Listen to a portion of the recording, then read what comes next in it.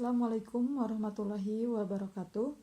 Perkenalkan, nama saya Siti Sarah Tazkia dari semester 6 kelas B. Di sini saya akan memaparkan materi tentang etika profesi jaksa, yang dimana jaksa ini sebagai dominus litis. Nah, langsung saja ke pembahasan. Jaksa adalah pejabat fungsional yang diberi wewenang oleh undang-undang untuk bertindak sebagai penuntut umum dan pelaksana putusan pengadilan yang telah memperoleh kekuatan hukum tetap. Dalam sistem peradilan pidana, jaksa memegang peranan sentral sebagai pengendali perkara atau dominus litis, yang kedudukannya ini memberikan kewenangan yang sangat luas kepada jaksa, mulai dari menerima dan memeriksa berkas perkara, melengkapi alat bukti, hingga memutuskan apakah suatu perkara itu layak dilimpahkan ke pengadilan atau tidak. Kewenangan tersebut ini tidak disalahgunakan gitu. Jadi jaksa juga memiliki status ganda, yaitu sebagai pegawai negeri sipil atau PNS, sekaligus profesi hukum. Oleh karena itu, etika profesi jaksa tidak hanya mengacu kepada aturan kedisiplinan, tetapi juga pada kode etik khusus yang mencerminkan martabat profesinya sebagai penegak hukum. Nah, di sini juga ada dasar hukum kode etik jaksa. Jadi landasan hukum utama etika profesi jaksa ini mengalami perkembangan dari waktu ke waktu gitu. Berikut adalah inilah ada contohnya gitu ya. Dasar hukumnya itu Undang-Undang Nomor 16 Tahun 2004, Undang-Undang Nomor 11 Tahun 2021 tentang Kejaksaan RI, yang menjadi pasal 13 ini mengamanatkan bahwa jaksa wajib memiliki kode etik atau kode perilaku gitu. Nah, yang kedua ada Peraturan Jaksa Agung RI nomor Peraturan 014 atau AJA/11/2012 tentang kode perilaku jaksa. Regulasi yang masih berlaku dan mengatur secara rinci tentang kewajiban, larangan, serta sanksi bagi jaksa. Lalu ada juga Peraturan Jaksa Agung RI nomor Peraturan 044-A-JA-03/2024 tentang kode etik jaksa atau draft terbaru, yaitu regulasi baru yang sedang dalam proses penyempurnaan untuk menggantikan Perja 014/2012. Jadi penting untuk dipahami bahwa istilah yang digunakan dalam regulasi kejaksaan adalah kode perilaku jaksa, bukan kode etik jaksa. Kode perilaku ini merupakan penjabaran dari nilai-nilai etika yang lebih abstrak gitu ya, ke dalam aturan konkret yang harus dipatuhi.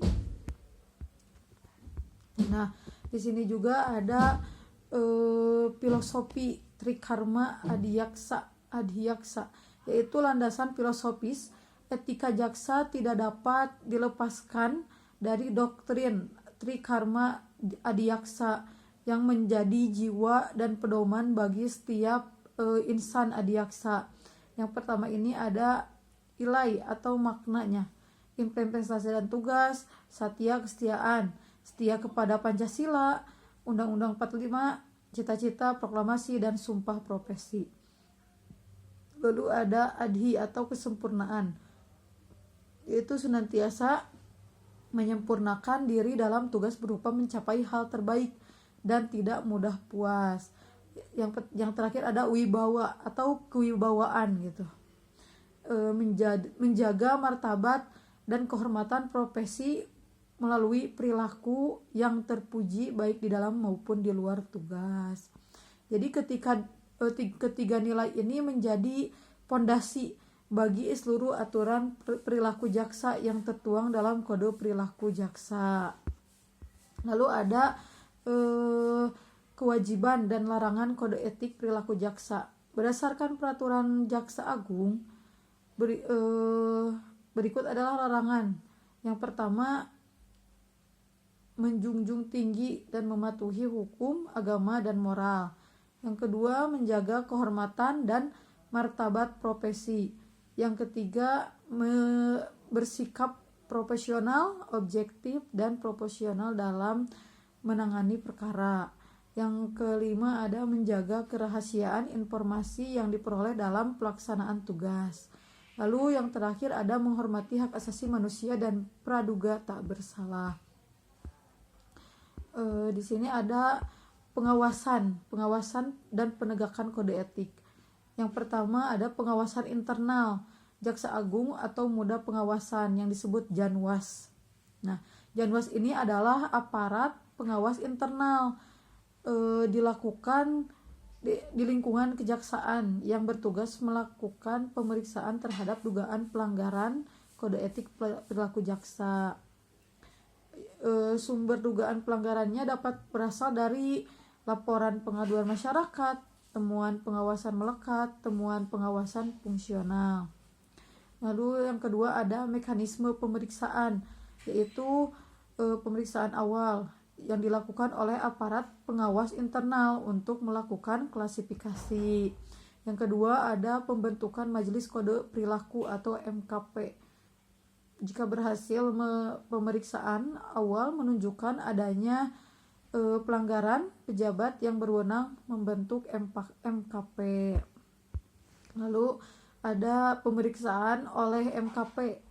MKP ini melakukan pemanggilan pemeriksaan terhadap jaksa dan diduga melanggar beserta saksi-saksinya. Nah, lalu ada pengawasan eksternal. Pengawasan eksternal ini komisi kejaksaan yang dibentuk berdasarkan Perpres nomor 18 tahun 2005. Ini diperbarui dengan Perpres nomor 18 tahun 2011 untuk meningkatkan kualitas kinerja kejaksaan. Tugas dan wewenang Komisi Kejaksaan meliputi melakukan pengawasan, pemantauan, dan penilaian terhadap kinerja dan perilaku jaksa. Yang kedua ada menerima dan menangani laporan pengaduan dari masyarakat.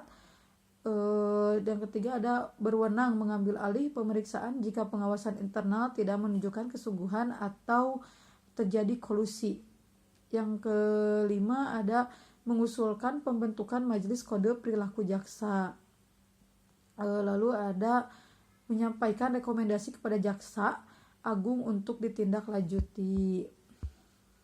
Nah, di sini juga ada jenis sanksi pelanggaran. Nah, jadi sanksinya itu ada jenis sanksi ringan, sedang, berat, ada 3 ya.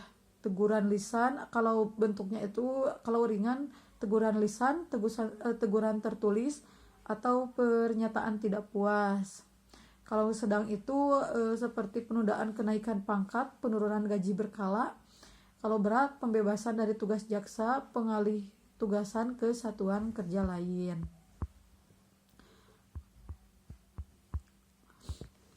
Mungkin itu yang bisa saya sampaikan.